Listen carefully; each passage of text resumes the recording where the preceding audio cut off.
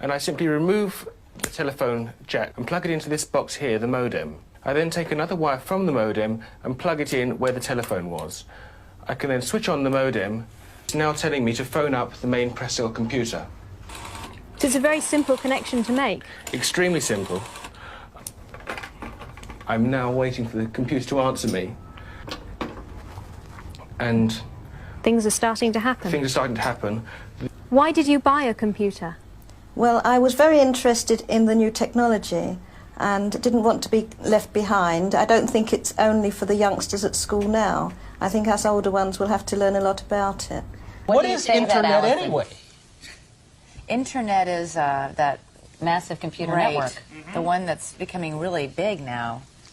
What do you mean? That's big. How does one? What do you write to it like mail? No, a lot of people use it and communicate. I guess they can communicate with NBC writers and producers. Allison, can you explain what Internet is? The world is in financial disarray.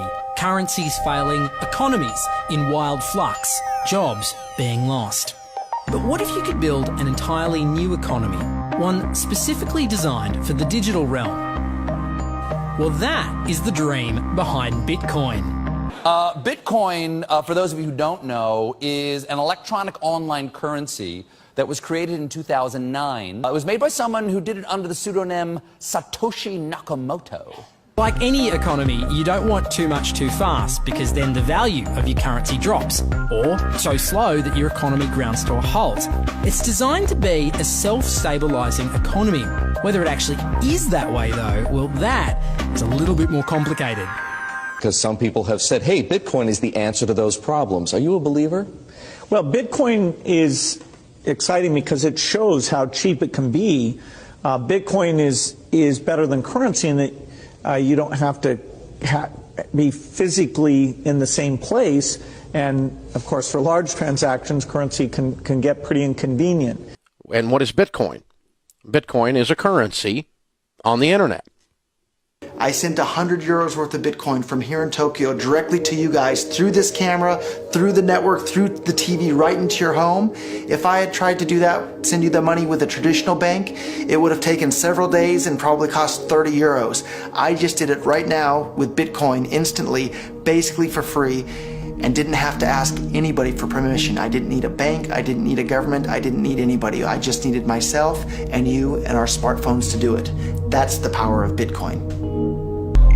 Wall Street is fraud, America is fraud, the world is fraud, banks are fraud, central banks are fraud. We live in an era of fraud. It's all based on fraud, and they get a percentage of the fraud. That's the business model. To suggest that there is any moral or ethical aspect to anything that's going on now is to be completely naive about the fact that we live in an era dominated by financial terrorists, jihadis of banking. They're here to kill you and themselves. They believe in an ideology, not the Quran, but Adam Smith, that they completely misread and interpret as something to justify their blowing themselves up. Janet Yellen's a terrorist. Mario Draghi's a terrorist. The Central Bank of Japan is a terrorist. These are the real terrorists. Funds received. This community is switching to what they think is a better monetary system. A system in which banks are no longer needed because payments could be made directly from one person to another. Bitcoin is fundamentally different because in Bitcoin, you don't owe anyone anything and no one owes you anything. It is not a system based on debt. It is a system based on ownership. And no one can censor it, no one can seize it, no one can freeze it. It's November the 2nd, 2008, just 6 weeks after the Lehman Brothers collapse.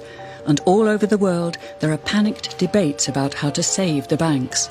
Then, on a little visited web forum for cryptographers, a document appears in which a completely new monetary system is proposed. The visionary author calls himself Satoshi Nakamoto. These were the darkest days of the financial crisis.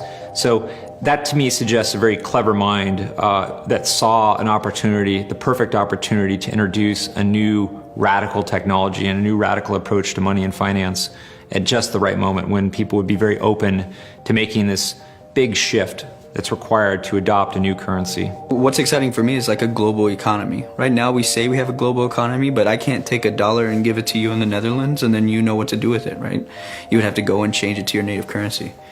And when you kind of eliminate that step, and I can just send you one form of payment and you can send me a product in a matter of seconds, that starts to change things from a global perspective. How could this digital coin invented by this Satoshi Nakamoto become hundreds of times more valuable than the dollar? And why do enthusiasts like Roger Fear want the world to switch to bitcoins? I'm giving every single person here 1,000 yen worth of bitcoins, which is like $8 and something cents.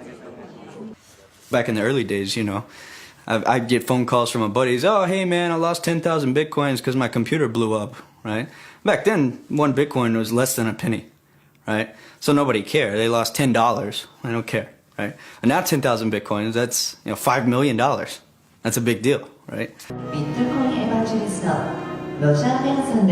I think a lot of people are underestimating the way in which Bitcoin and the blockchain are going to change the power structures in society in general. I mean, I grew up in the US and I see all these people like, yeah, nuke everybody in the Middle East and kill them all. And then they have the former Secretary of State Madeleine Albright on 60 Minutes, one of the most popular news shows in the US. And they asked her, they said, like, there's reports that more than 500,000 Iraqi children have died as a direct result of US sanctions.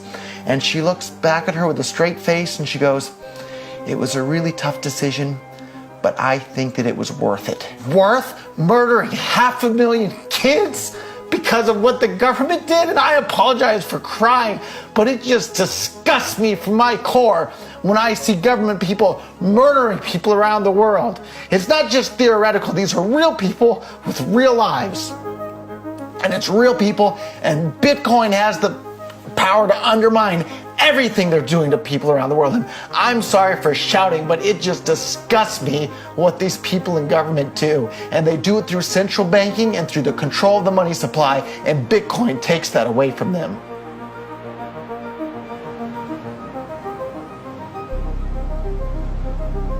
You can buy Bitcoin at the Shell station. Check it out. Good. Got $2. Hit finish. Oh. $2 Bitcoin. Just like that. From this machine. I just turned cash into digital currency. So thinking that it's too late to get involved in Bitcoin is like thinking it's too late to get involved with the internet or too late to get involved with using a cell phone. Like, it's not too late to get involved in Bitcoin. If Bitcoin becomes really popular all over the world, Bitcoins are going to have to be worth at least tens of thousands of dollars a Bitcoin, if not hundreds of thousands of dollars per Bitcoin. So thinking it's too late to get involved with Bitcoin is like thinking it's too late to get involved with using the internet. Of course not. Like, it's ubiquitous in our lives, and Bitcoin's going to become ubiquitous in our lives as well.